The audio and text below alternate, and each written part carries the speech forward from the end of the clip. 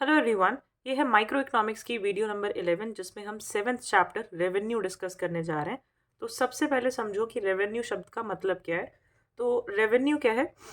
It refers to the amount received by a firm from the sale of a given quantity of commodity in a market. So जितना भी पैसा एक company को मिलता है after sales, जितना भी सामान, जितनी भी कमोडिटी मतलब होता है प्रोडक्ट, कोई भी सामान की कितनी भी क्वांटिटी वो बेचती है मार्केट में, उससे जो भी अमाउंट आता है उसको रेवेन्यू कहते हैं। ठीक है।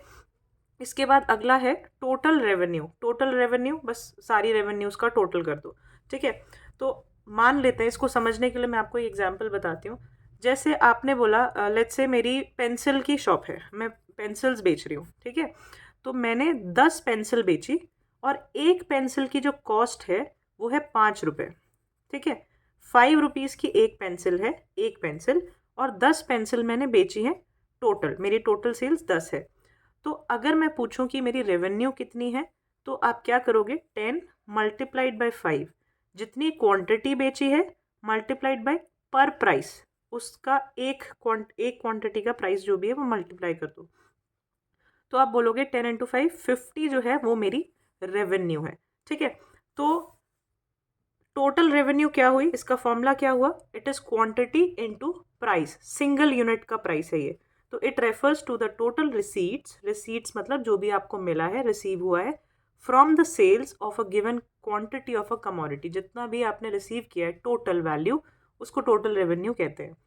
आगे बढ़ते हैं। एवरेज रेवेन्यू, मैंने आपको पहले भी बताया, जब भी किसी चीज़ की एवरेज निकालनी हो, हम टोटल को क्वांटिटी से या नंबर ऑफ यूनिट से डिवाइड कर देते हैं। ठीक है। तो एवरेज रेवेन्यू यानी कि AR निकालना हो तो क्या करोगे? Total revenue TR divided by quantity. ठीक है, या नंबर ऑफ यूनिट जितनी भी आपने सेल की है, तो आपको एवरेज मिल जाएगी। और यही फॉर्मूले से बनती है इसकी definition. It refers to revenue per unit of output sold.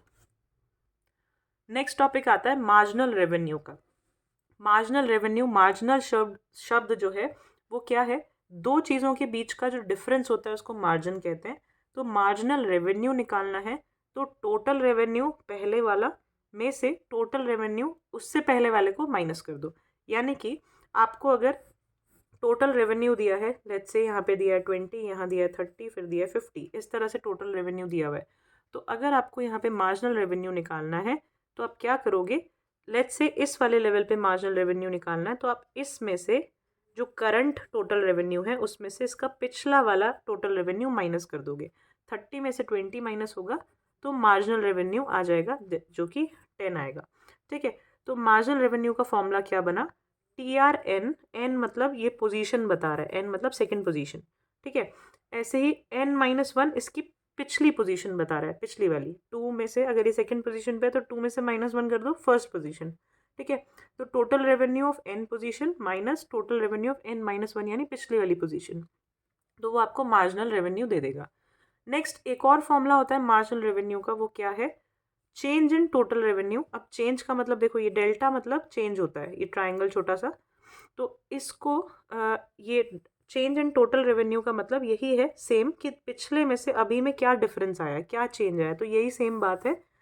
Divided by change in quantity, quantity में कितना चेंज आ रहा है, तो यहाँ पे आपकी यूनिट सोल्ड भी होगी, कितनी क्वांटिटी बेची है। तो हर बार अगर एक एक क्वांटिटी का डिफरेंस आ रहा है तो एक लिखोगे, दो क्वांटिटी का डिफरेंस आ रहा है दो लिखोगे, जो भी चेंज क्वांटिटी में आ रहा है वो आप डिनोमिनेटर में लिखोगे। तो ये भी एक फॉर्मूला है जिससे मार्जिनल रेवेन्यू निकाल सकते हो। अब नेक्स्ट टॉपिक है रिलेशनशिप बिटवीन रेवेन्यू कॉन्सेप्ट्स। ये जो है क्या है, देखो जितने भी अभी हमने 2-3 रेवेन्यू के कॉन्सेप्ट पढ़े हैं, total revenue, average revenue, marginal revenue, इन्हीं को डिटेल में पढ़ेंगे और ये चैप्टर खत्म हो जाएगा। छोटा सा चैप्टर है। तो सबसे पहले दो केसेस बनेंगे। ये आपको अभी समझ नहीं आएगा लेकिन जब मैं आगे पढ़ाऊंगी तो समझ आएगा ये क्या है, क्या लिखा हुआ है। ये दो केसेस है। पहला केस है व्हेन प्राइस रिमेन्स सेम, जब प्राइस जो है किसी भी चीज़ का जो भी हम बेच रहे हैं, अच्छा रेवेन्यू हमेशा प्रोड्यूसर की होगी। तो ये चैप्टर पढ़ते टाइम और इससे पहला जो प्रोडक्शन फंक्शन मैंने आपको पढ़ाया है, कॉस्ट पढ़ाया है, ये सारे चैप्टर जो है प्रोड्यूसर के नज़रिए से समझना तो ज़्यादा अच्छे समझ में आएगा। अपने आप को एज अ प्रोड्यूसर मानना। ठीक है। सो जब प्राइस जो है सेम है यानी कि जिस प्राइस पे आप चीज़ें बेच रहे हो वो बिल्कुल सेम रहता है, चेंज नहीं होता, तब दो केसेस बनते हैं। तो AR यानी एवरेज रेवेन्यू मार्जिनल रेवेन्यू का क्या रिलेशन है, इसी तरह टोटल रेवेन्यू और मार्जिनल रेवेन्यू का क्या रिलेशन है वो पढ़ेंगे। नेक्स्ट केस बनता है जब प्राइस जो है फॉल होता है, यानी कम होता है, गिर रहा है किसी चीज़ का प्राइस, तो AR MR का क्या रिलेशन रहेगा और TR और MR का क्या रिलेशन रहेगा। ये 4 कॉन्सेप्ट पढ़ेंगे, चैप्टर कंप्लीट हो जाएगा। तो शुरू करते हैं फर्स्ट से। तो सबसे पहले देखो, व्हेन प्राइस रिमेन्स कांस्टेंट, जब प्राइस जो है सेम है हमारा मार्केट में, जिस प्राइस में हम पहली यूनिट बेच रहे हैं उसी प्राइस में दूसरी बेचेंगे, उसी प्राइस में तीसरी, प्राइस में कोई भी चेंज नहीं आ रहा है, उस टाइम पे AR और MR के बीच क्या रिश्ता है, क्या रिलेशन है। तो देखो, हमने फर्स्ट यूनिट बेची, सेकेंड, थर्ड, फोर्थ, ऐसे हम क्वांटिटीज सेल कर रहे हैं, प्राइस जो है वो एकदम सेम है, प्राइस हर बार 5 ही है, ठीक है, क्योंकि कंडीशन ही यही है कि प्राइस सेम है, उस केस में हम इनका रिलेशन पढ़ेंगे। तो हमारी टोटल रेवेन्यू क्या आएगी, ध्यान से देखना। टोटल रेवेन्यू मतलब एक यूनिट बेचने पे, एक यूनिट बेचा 5 रुपए की, तो टोटल रेवेन्यू कितना कमाया, 1 × 5 कर दोगे, 5 आ गया। इसी तरह 2 यूनिट बेचा, प्राइस कितना था, 5 रुपए था, तो 2 चीज़ें बेची 5 रुपए की, तो टोटल कितना कमाया, 2 × 5 10। इसी तरह से मल्टीप्लाई करते जाओ, ये आपको टोटल रेवेन्यू का कॉलम मिल जाएगा। अब टोटल रेवेन्यू आ गई है आपके पास, तो आपको मार्जिनल रेवेन्यू निकालना है। कैसे निकालोगे, फर्स्ट केस में मार्जिनल रेवेन्यू, आपकी मार्जिन का मतलब क्या होता है, पिछले वाले से अभी का डिफरेंस। तो पहले, इससे पहले कोई रेवेन्यू थी ही नहीं, जीरो मान लो, ठीक है, कोई रेवेन्यू नहीं थी, जीरो थी, तो इन दोनों का डिफरेंस क्या है, 5 की रेवेन्यू आई, तो मार्जिनल रेवेन्यू क्या हो गई, 5 हो गई। इसके बाद नेक्स्ट केस में आते हैं, इस वाले से पिछले वाले का डिफरेंस फिर से 5 है, 5 आ गया। इस वाले से फिर से पिछले वाले का डिफरेंस, दोनों का डिफरेंस 5 है, 5 आ गया। तो मार्जिनल रेवेन्यू का कॉलम हर बार 5 5 5 5 बनता जा रहा है। अब नेक्स्ट तीसरी रेवेन्यू देखते हैं, AR। मैंने AR को यहीं पे लिखा हुआ है, मैं इसको अलग से लिख के भी बता देती हूँ, फिर आपको समझ आ जाएगा मैंने वहीं प्राइस के साथ क्यों लिखा है, ठीक है। AR निकालते हैं। एवरेज निकालने का मैंने आपको क्या तरीका बताया, एवरेज मतलब होता है किसी भी चीज़ का एवरेज निकालना है, उसी का total divided by number of units. तो टोटल ये रहा 5, यूनिट ये रही, 5 डिवाइडेड बाय 1 5 आएगा। फिर यहाँ पे टोटल ये रहा सेकेंड लेवल पे, 10 डिवाइडेड बाय यूनिट कितनी है, 2, तो 10 डिवाइडेड बाय 2 फिर से 5, 15 डिवाइडेड बाय 3 फिर से 5, 20 डिवाइडेड बाय 4 फिर से 5, 25 डिवाइडेड बाय 5 फिर से 5। तो AR हमेशा 5 आ रहा है, ठीक है। तो हमें क्या पता चलता है यहाँ से कि जब प्राइस मार्केट में सेम होता है किसी भी चीज़ का, और हम एक के बाद यूनिट सेल कर रहे हैं, अपने प्रोडक्ट्स को बेच रहे हैं, तो हमारी टोटल रेवेन्यू बढ़ती है, बढ़ रही है, ऑब्वियस सी बात है। मार्जिनल रेवेन्यू, एवरेज रेवेन्यू और प्राइस तीनों सेम होते हैं, बिल्कुल सेम होते हैं। तो देखो यहाँ पे, ये हमने ग्राफ बनाया है, यूनिट सोल्ड इस एक्सिस पे है, एक्स एक्सिस पे, वाई एक्सिस पे AR और MR दिखाया है। तो AR और MR को जब हम मार्क करेंगे तो हर यूनिट पे, एक यूनिट बेची तो 5 था, जो AR था या MR कुछ भी देख लो, सब सेम है, ठीक है। 2 यूनिट बेची तब भी 5 था, तो पॉइंट्स आपके एक लाइन में आएंगे। तो लाइन बनाओगे तो एकदम पैरेलल लाइन बनेगी, एक्स एक्सिस के पैरेलल। तो ये लाइन क्या शो कर रही है, प्राइस, AR MR तीनों यही शो कर रही है, ठीक है।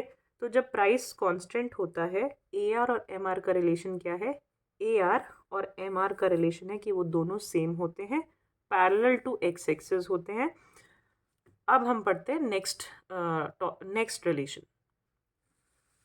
नेक्स्ट हम पढ़ेंगे relation between TR and MR। अब देखो, टोटल रेवेन्यू और MR का रिलेशन क्या है, फिर से प्राइस जो है कांस्टेंट है, उसी केस में पढ़ रहे हैं, लेकिन अब टोटल रेवेन्यू का मार्जिनल रेवेन्यू के साथ रिलेशन पढ़ेंगे। तो शेड्यूल जो है वही है जो मैं ऑलरेडी आपको समझा चुकी हूँ, यही चीज़ ये बनी हुई है सेम डिजिट्स के साथ। तो अब देखो, यहाँ पे TR देखो और MR दोनों को एनालाइज करो, दोनों को हम प्लॉट करेंगे ग्राफ में। तो आपका MR तो वही बनेगा 5 के ऊपर एकदम पैरेलल, ठीक है, एक्स एक्सिस के पैरेलल, जो प्राइस AR MR सेम था, ठीक है। TR कैसे बनेगा, TR देखो पहले 5 है, फिर 10 हो रहा है, बढ़ रहा है, और इक्वल प्रपोर्शन के साथ बढ़ रहा है, हर बार 5 5 5 5 बढ़ रहा है।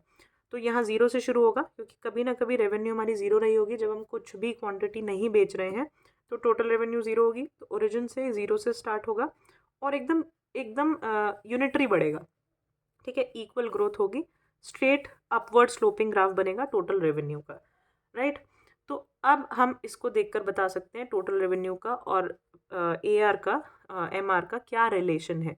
तो पहले इनिशियली क्या होता है, AR जो है टोटल रेवेन्यू से ज़्यादा होता है, ठीक है, एवरेज रेवेन्यू बोल लो या मार्जिनल रेवेन्यू बोल लो, वो टोटल रेवेन्यू से ज़्यादा होता है। टोटल रेवेन्यू 0 से स्टार्ट होता है, लेकिन एमआर जो है किसी भी एक नंबर से स्टार्ट होता है, 0 नहीं हो सकता, राइट। बीच में एक ऐसा टाइम आता है जब ये दोनों इक्वल हो जाते हैं, एमआर और टीआर इक्वल हो जाते हैं। उसके बाद टीआर यानी टोटल रेवेन्यू बढ़ती रहती है और एआर जो है स्ट्रेट रहता है in case of constant prices. ठीक है, तो कांस्टेंट प्राइस में दो केसेस थे, एक हमने ये पढ़ा और एक हमने ये पढ़ा। अब हम देखेंगे जब प्राइस जो है चेंज हो रहा है, यानी फॉल हो रहा है, कम हो रहा है, गिर रहा है, तो इस केस में सबसे पहले रिलेशन देखेंगे हम ए आर और एम आर का। When price falls with the rise in output, जैसे जैसे आउटपुट बढ़ाओगे प्राइस जो है कम होगा।